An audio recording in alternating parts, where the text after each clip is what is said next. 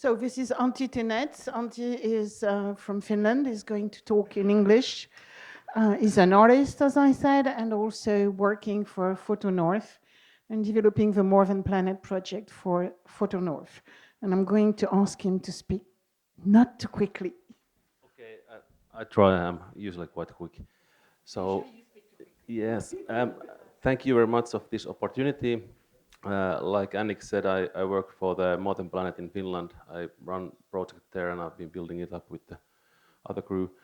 But my other area, what I do, I'm artist and curator, researcher, and then I do this project-based works, and these intertwine together. And now I'll be showing you a little bit about the background, how we entered, and I saw the points to go to the More Than Planet, how these extreme environments interconnect with the artistical practices, and how and what kind of things can happen, and what kind of approaches we can have on that way. And our organization is just below a polar circle, so we are quite north, and I've been working in this kind of extreme northern environments last 24 years, I think, in northern Russia, Greenland, Iceland, Scandinavia, in seas, on mountains, deep in the mines and stuff.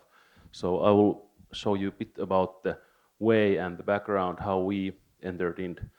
So everything maybe starts from our perspective, from the change, the big environmental and climate change that has been visible in the north, really visible maybe 15, 20 years. You have recognized the withdrawal of the glaciers and the impact on the environment, and now it's kind of entering here. And north has been this kind of thermometer of the planet in many ways, sensory unit, and also area where you work as an artist and researcher in the extreme environments and conditions.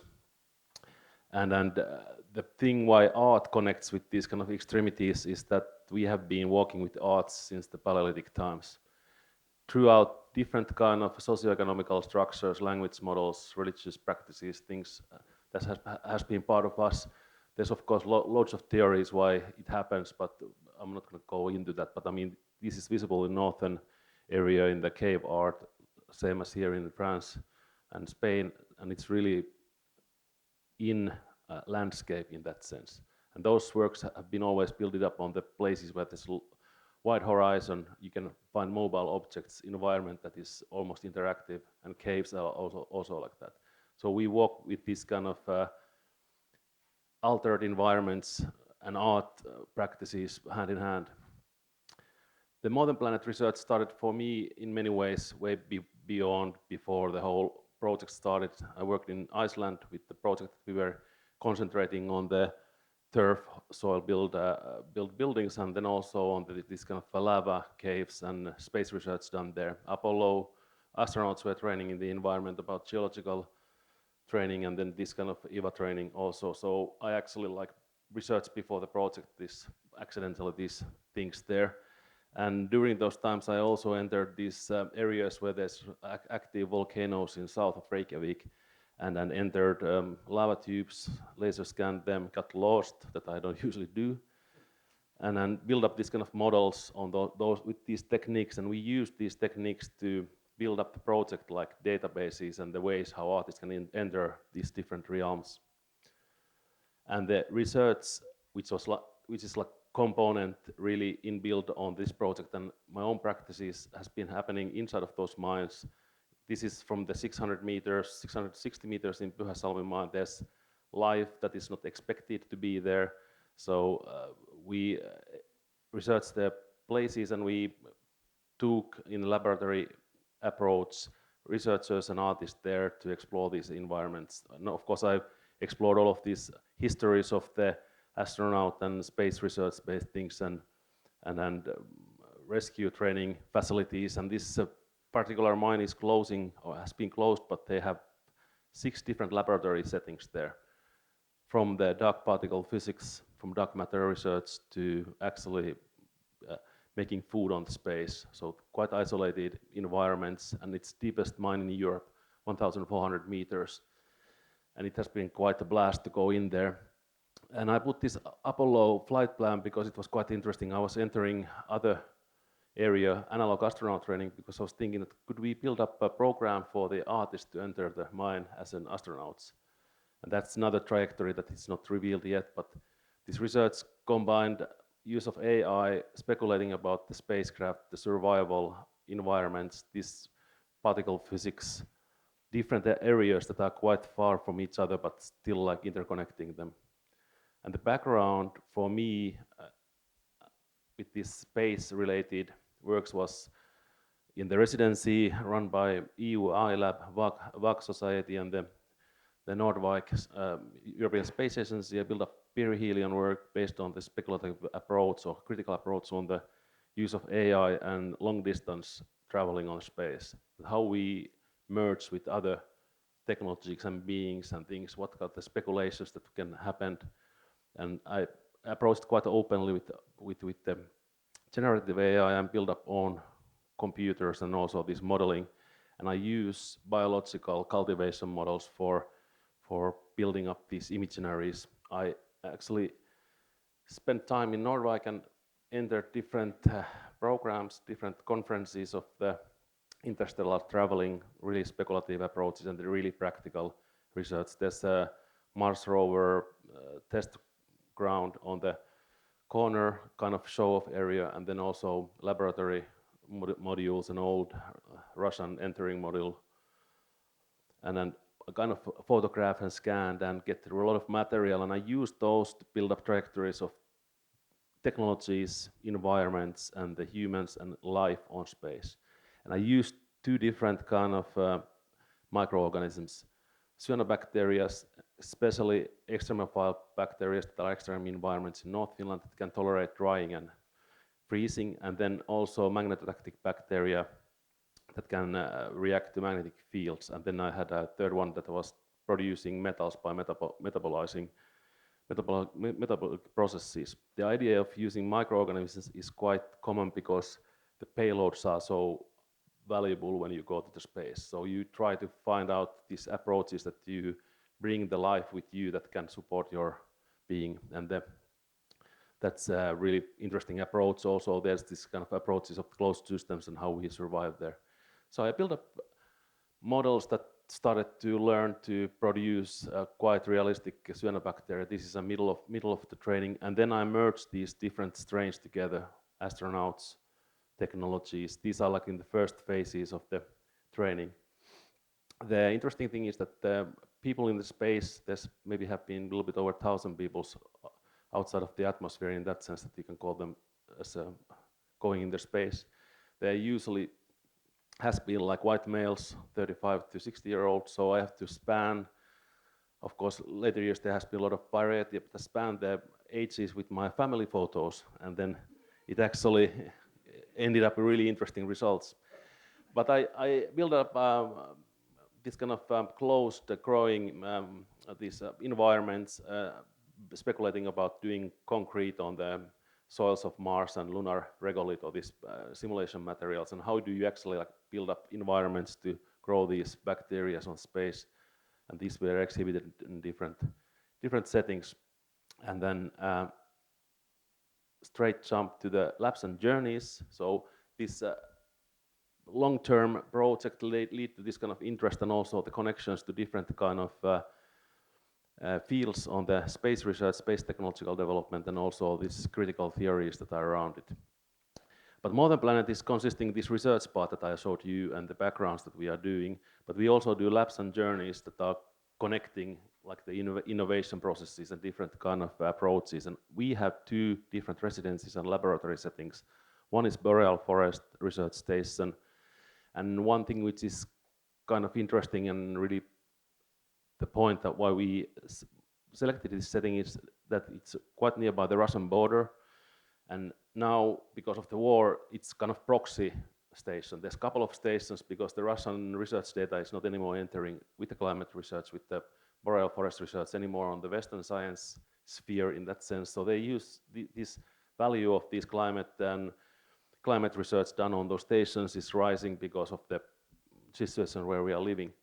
And this whole northern borealic forest region is considered as the biggest terrestrial biome. It's bigger than the the rainforest in the Amazonian. So it's actually the biggest system that we have on Earth.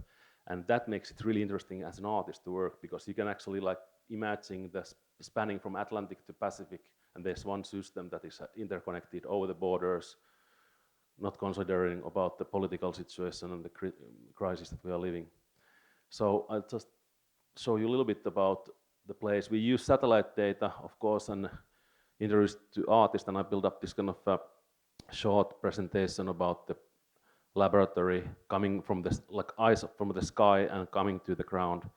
There's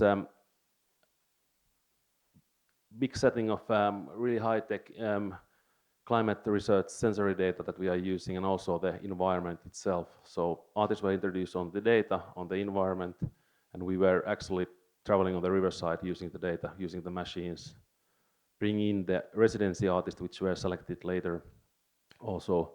And this was like the place where we entered the surface of the planet. And the next phase we were going inside of the mines and a more deeper level. And the idea of us was to go on the whole layer of biosphere, almost from the Kármán line, where the life can be detected, to the ground below the surface, in the areas that you can detect life also. So we bring different expertise, different people in, and connect them on this kind of lab workshop settings. Artists were expressing their own approaches, and the researchers were doing their own things. I will go a bit faster now. So the research station, like I said, is in the riverside nearby the Russian border. I work quite closely with them on the other projects. It's interesting location. It has been there's like an ongoing program that they are doing collaboration with artists and building up different kind of approaches, so it's really welcoming also for the outsiders. And we selected from the 240 artists or art groups that were proposing. We selected two groups, one single artist and one group for doing work. And Caesar and Louis started to work in the boreal forest, build up the systems that can communicate or take in the communication from the plants and transform it to light, and also to data that they are now modifying with the AI systems.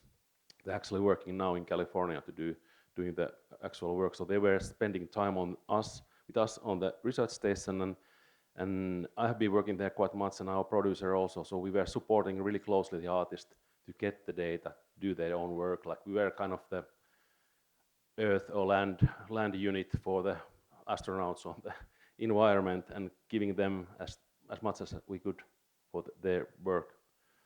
So these are like the demo tests of the actual pieces, and we have exhibition coming on September in the Finland. And one thing was the art and analog astronaut missions. I was really interested of this because I've been working in the North Seas on the isolated fishing and research vessels, and also research stations, I think. So I was thinking, can we actually like do something as an artist? And I was in Paris on the event a year ago that you were doing, and then I got connection revised to one of those analog astronaut centers, and I entered in, and they didn't know that I was like almost 50, and they were, can you do it? And we thought that you're a woman, I'm a man, and I'm almost 50, and I ended up to be the commander of the whole thing. Maybe because of my experience of these isolated environments and stuff, and I was like, I would just like to do art, but I actually like run the thing. But my approach was to build up different kind of AI models and speculations about environments, about the techniques, about the approaches. So I used these open source systems and my own generative systems to build up those speculations. But it was interesting. They put us on the cryogenic chamber to test 120 Celsius degrees minus. It was quite cold for 3 minutes, even for me. And then we were tested quite truly because they wanted to do this kind of sleep deprivation test and physical test. We were actually doing same training as the astronauts are doing in the space, and then they were evaluating our physical conditions. And it was kind of big brother thing because there was cameras and we have like geotags and stuff. So the psychologists were monitoring us most of the time there. So it was quite practical, hands-on. We were flying when we were super tired with the different kind of drone simulations. This was French program, and then eye tests and growing different things with the regoliths. Interesting project. And I built up scanned environments. This is actually the lava tube from the Iceland that is, I think it's now covered with the lava. And then I placed the small mission setting inside because I scanned it also. So this was kind of speculation of us going underground in the planets or asteroids, and that's most likely the future because it protects us from the radiation that were discussed before, but also the impacts. So this is quite a rough model, so this is just like for you to see the chaos inside. So it's quite small setting, and we were doing everything there and sleeping. It's quite good simulation environment. We were actually using the Elon Musk's satellite link for the communication with the Earth station. But it was quite interesting. But there's a lot of different kind of testing systems and stuff. I was doing something here by myself. But let's go. Looking in the void is kind of a section that we dive into the underground. This is the mine that I was briefly discussing before, and it's really interesting. I've been working before that with them and planning about this physics-based programs. Pyhäjärvi mine, you can Google it. Kalliolab is the research unit. You can find the laboratories. They are doing application rounds now with the bigger project about the space technology research and mining research there, but they are quite open for the different kind of approaches also. So I scanned and I used pre-scanned environments, and then we started to introduce same way laboratory-based work group-based artist group there, and then we entered in and we spent like days there, but not overnights. There's actually a really good base level system that you could be there for a longer time, and it reminds me a lot about being in the ships or in this kind of analog astronaut training, because there is actually the security and the unit that controls the mine is outside of the mine system above ground, and you are in connection with the radio systems. You have protocols of measures when there happens something, and we actually entered in this kind of situation. There was like huge car crash and fire coming in, and we have to evacuate ourselves to this evacuation chamber environments.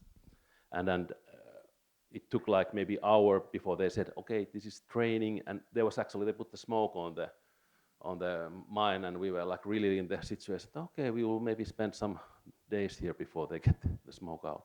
But these are training facilities for this rescue training that they do also there alongside of this other laboratory things. I'm not going to show everything. You can find them also online because otherwise it would take hours.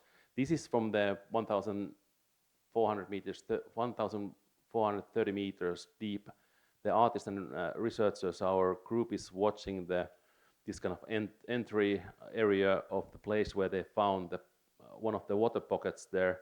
There's actually water inside of the bedrock, estimated from, I don't know why, from 15,000 years to maybe a million or 1.5 million years old. And there's amino acids. It's over 100 bar pressure, so when they took water out, it breaks everything that's in, but there's something that is living, whether it's bacteria or whatever.